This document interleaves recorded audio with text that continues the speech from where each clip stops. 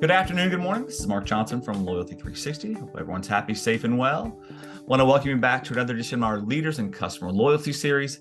In this series, we have the privilege of speaking with leading brands about what they are seeing and hearing on the front lines of customer channel and brand loyalty. Today, we have the pleasure of speaking with Kevin Moffitt, who is the president of Office Depot. How are you today, Kevin? I'm doing great. Thanks for having me on today. Absolutely. Thanks for taking the time to speak with us. We like to start these on a more personal level to get to know the person we're speaking with, kind of about them, their history, their work life, and also maybe a fun fact. So we'd love to know a little bit about, what you do at Office Depot and what you did before that. Sure. So, my background is fairly interesting. At least I think so. I was a history major in as an undergrad, and I actually have a master's degree in history focused on documentary filmmaking. And then I got my MBA from Richmond. So I'm probably one of the few people you've ever met to have that particular combination. But I think it really speaks a lot to the kind of people that I like working with who, can bring their left brain and right brains combination to solving business problems, right? There's a creative side and there's an analytical side to every problem. And, we really try to take that approach as well. My background is I grew up in the time where the internet as we know it was just being developed. And so one of my first jobs was as a web designer and web programmer in the late 90s. At that time, it was really just a side gig as I was working on some production opportunities in television. And it ended up becoming now a quite significant career, I would say, over the last couple of decades. Definitely some interesting changes that I've been able to see firsthand. Started in financial services, worked in nonprofit for a while. I've worked as a consultant, and for a long time, switching over to retail across multiple industries, including consumer electronics and fashion, and now in the office supplies industry. But office supplies in our business in particular is not really limited to office supplies. We sell technology. We're one of the largest assortments of office furniture for both home and work, the workspace. And we have a really strong services business too that not everyone knows about. Our copy and print centers, business services, shredding, technology services. It's these are areas that aren't necessarily synonymous with our brand, but really speak to the full end-to-end solutions that we can provide for our customers. Okay. So I think that's the quick elevator pitch of my life story. On the fascinating fact side, life is always fascinating when you have 4 kids and multiple dogs in your household. My oldest is now in college. My daughter just graduated from high school this week and is off to college, actually in England next year. So that's pretty exciting to have her in a different continent, and which of course is sending my wife and I into whole kinds of new areas of stress and just thinking through all the possibilities, making sure she's set up for success. But no, it's certainly been a really interesting experience as we've been able to see the omni-channel world develop right in front of our eyes, right? And some of the key concepts around in-store pickup and same day delivery and ship from store. Some of those things were areas that I was able to participate right as the concepts were being developed.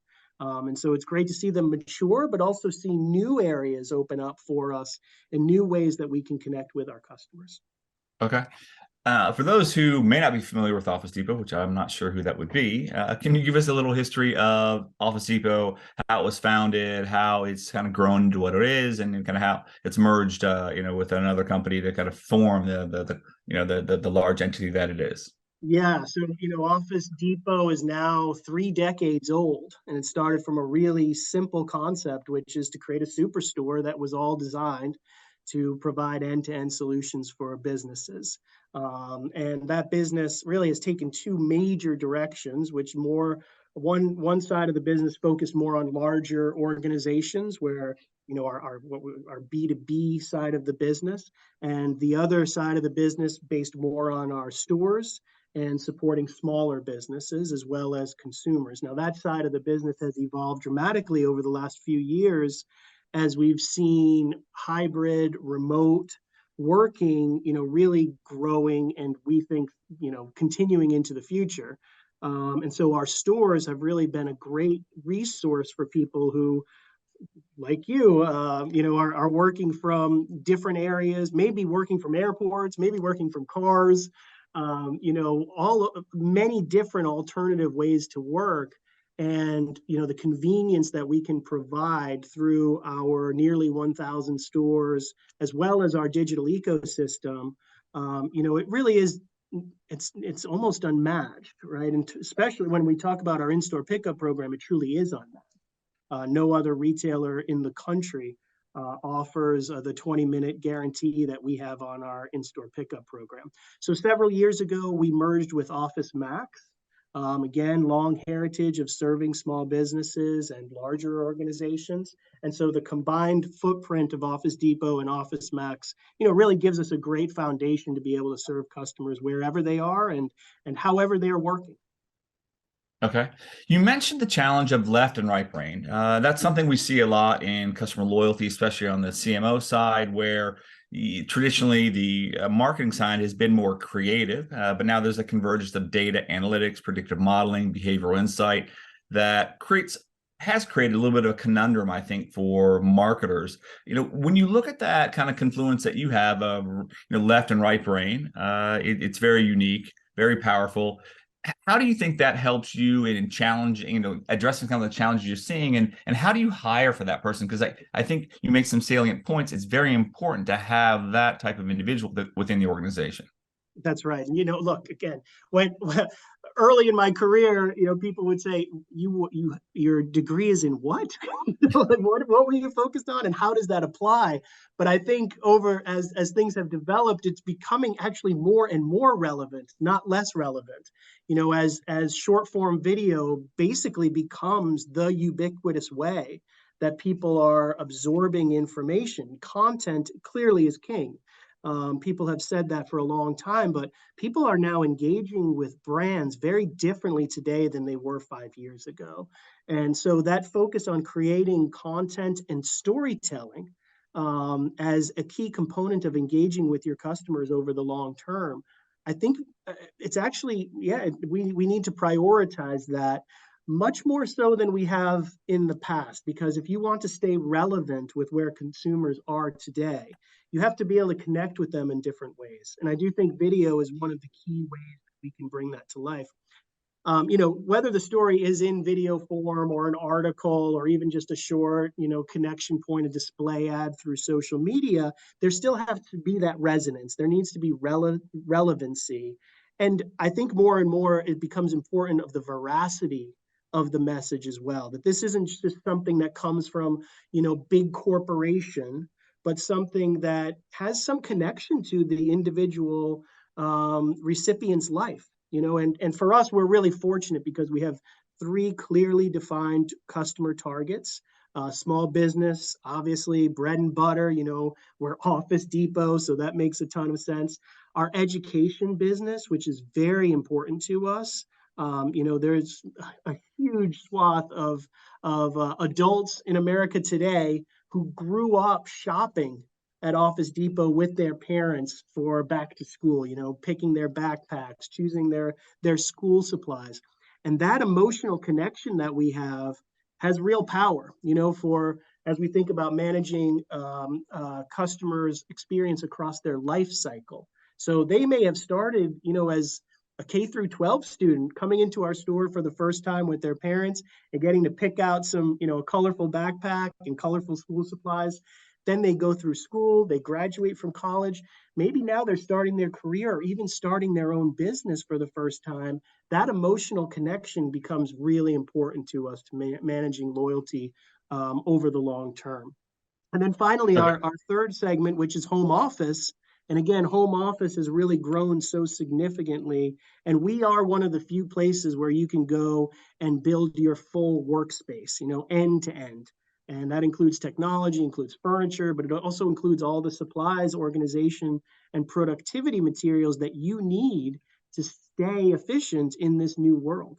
More and more, we're seeing people are spending a couple days at home, couple days in the office, and that can be pretty jarring if your environments are totally different. And more and more, we're also seeing that people need help with technical support and just creating the pieces that they need to stay up and running no matter what environment they're working from.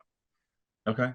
You mentioned that the customers are changing. They're different than 5 years ago. How they're absorbing content is different. How do you see your customers changing? How are they wanting to hear from you, and how are you working to address, those changing needs? Yeah, I think that you really raised the key point, is that as customers change, we need to change as well. And some of the challenges with managing marketing programs at scale that have such long history is they're fairly well optimized. We've looked at every KPI, conversion, ROI, ROAS, you name it, we're optimizing against all of those things.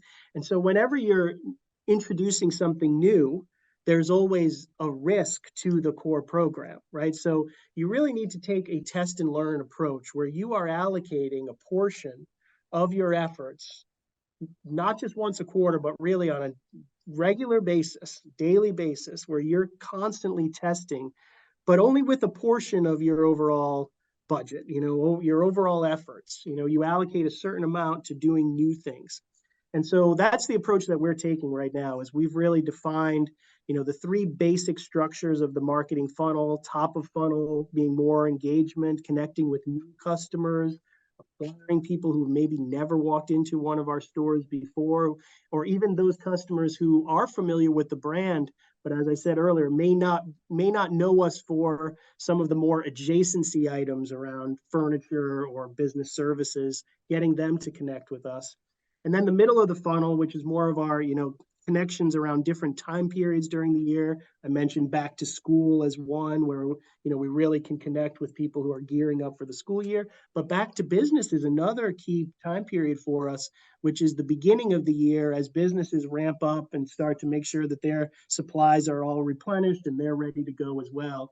And then bottom of the funnel, more transactional marketing, right? So this is where you have someone who is searching for a specific product, and we want to make sure that we're present when they do a Google search for that product, that we're there for them when they're ready to make that purchase now. But allocating our resources across all three of those areas of the funnel is something that's very, very challenging for most people, because there's always this tendency to want to put all of your dollars at the bottom, right? Because it's the closest to the purchase, and most of the KPIs are going to look really great when you're in that mode of the customer is about to buy this thing in this moment. The problem is that if you optimize fully for that, then you're missing out on all the opportunities to grow your business, right? And to tell your story to a new set of customers that you really need for your file to stay healthy over the long term. Okay, excellent. You, in the Office Depot brand, very strong brand, you're navigating the transition quite well. Where do you see the industry going for office supply products, for the technology products, for that customer? Where do you see the industry going holistically, and how will Office Depot play in that industry? Yeah, so we have a really strong market share within our core customer segments. We're a brand that, like you said, almost everyone in America has heard of at some point, right? And many of them have shopped at. So those are great foundational strengths for us. But we also know that the way people are working is changing, right? Technology obviously playing a more important role every day. And so continuing to stay very relevant, continuing to innovate our assortment, and make sure that we have those technical solutions, but also ergonomics. I mean, we think about workspaces and they are changing, right? People are thinking more about their own health and how spending 8 or 10 hours in a particular environment, and maybe sitting down those 8 or 10 hours, or maybe sitting and standing some portion of it, and just really thinking about how they are interacting with their space, I think becomes more and more important. So we're really thinking through the health factors related to your workspace, whether that's the materials that you use or your actual furniture. and even your technology, right? Staring at a screen for 10 hours a day is probably something that we need to be thinking more about, right? And how we can ensure that we remain healthy in doing it. We also see there is actually some interesting trends around actual physicality of materials.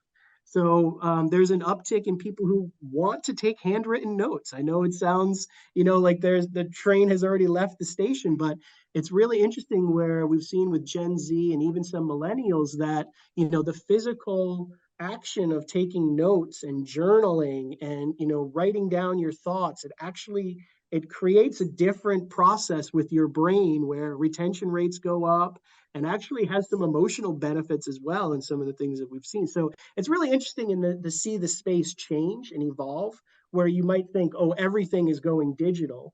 But actually, people enjoy having an interesting place to work. And that means not just a blank desk with a computer sitting in front of them, but Yeah. having an environment that they can interact with, that's colorful, that's reflective of their own style, particularly when it's in their home office. And so I'm looking at your background, and clearly there are reflections of your style and your personality behind you. You are surrounding yourself with objects that are, you're going to make you comfortable and happy through your day. We want to be a part of that. We want to make sure that you have those products that are going to make sure that you're productive, but also engaged, and ultimately healthy in your workspace as well. Okay, excellent. Customer loyalty, obviously, very important to the brands today. I think there's a big switch from acquisition, which is obviously still important, but a focus on keeping the customer through great experiences, great processes, and when you look at customer loyalty, what does customer loyalty mean to you and to Office Depot and your customers? Yeah, I mean, customer loyalty is the bread and butter of the business, right? I mean, we are in ultimately, if you boil it down, our core business is a replenishment business, right? There are office supplies that you need to stay up and running. I mean, paper, ink, and toner are kind of those core items that you just need on a regular basis.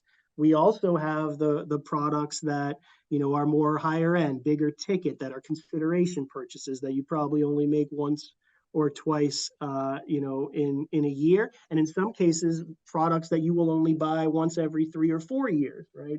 Really high end laptop or a desk might be examples of those. So for us, having that connection, that always on connection to the customer, where we in some cases are a weekly purchase for our customers, but in other cases we're only maybe a once a year purchase. And so trying to shift more of those customers who are infrequent purchasers to becoming more regular purchasers.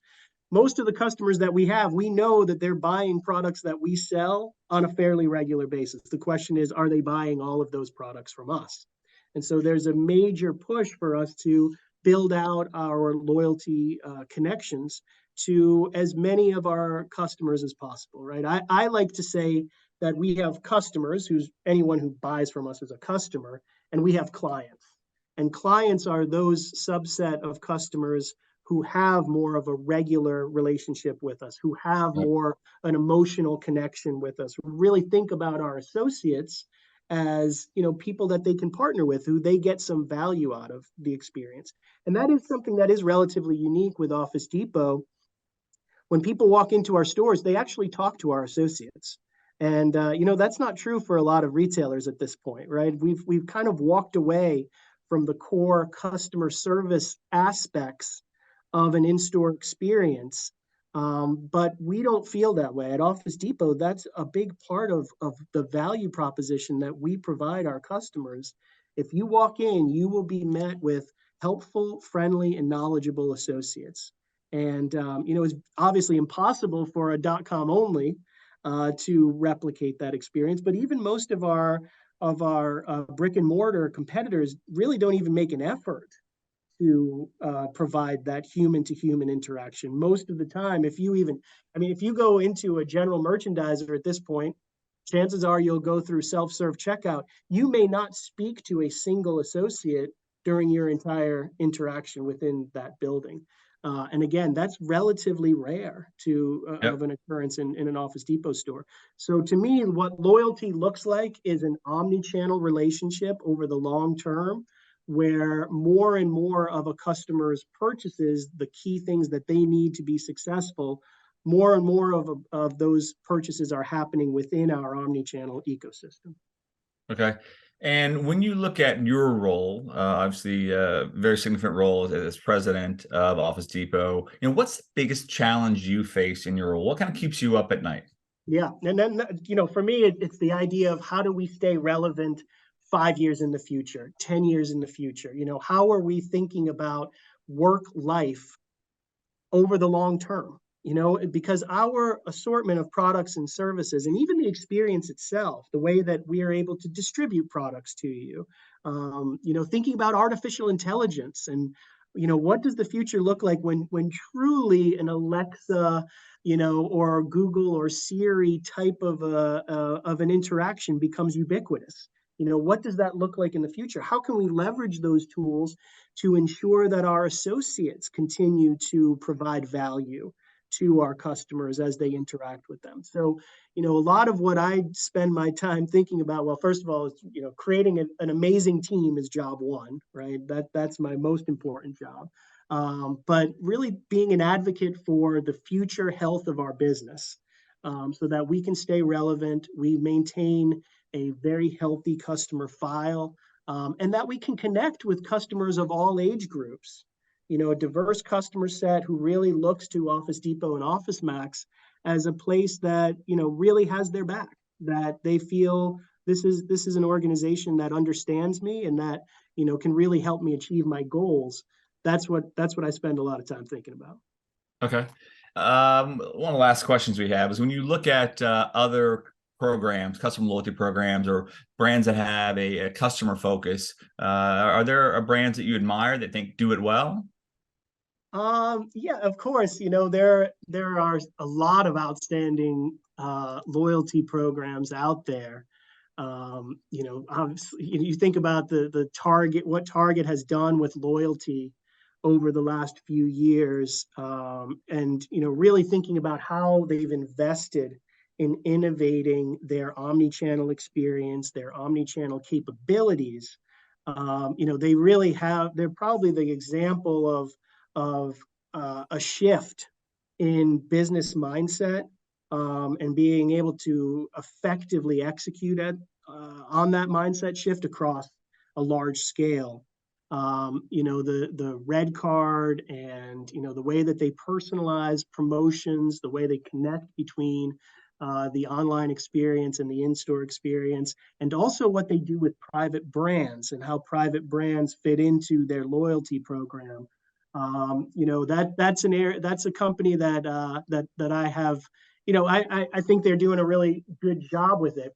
Part of the challenge, though, with Target again is you don't have any personal interactions with the Target associate. You don't have a relationship with a Target associate. The advantage that we have is can we do all of those things? Yes, but then have the additive advantage of personal relationships, personal assistance.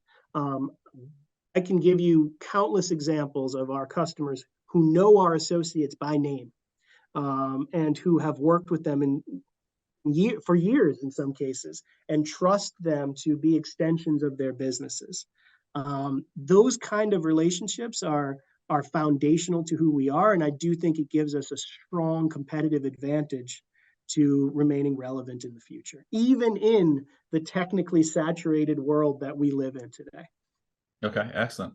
And the last question I have for you is, what can Loyalty 360 do to help you and your team with your customer loyalty journey? Well, I think, look, continuing to challenge us to do better every day. I think we're in a rapidly evolving industry.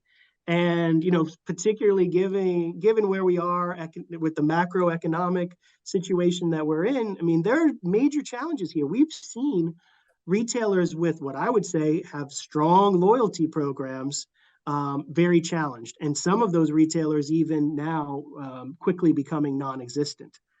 So, we know there are real challenges out there. And for specialty retailers, like us, who are focused on very specific customer groups and provide very specific solutions, we need to continue to challenge ourselves to improve every single day. And so I would just say being an advocate for change and innovation and providing examples and content that will help us make good decisions, that's probably the best way that you can help us out.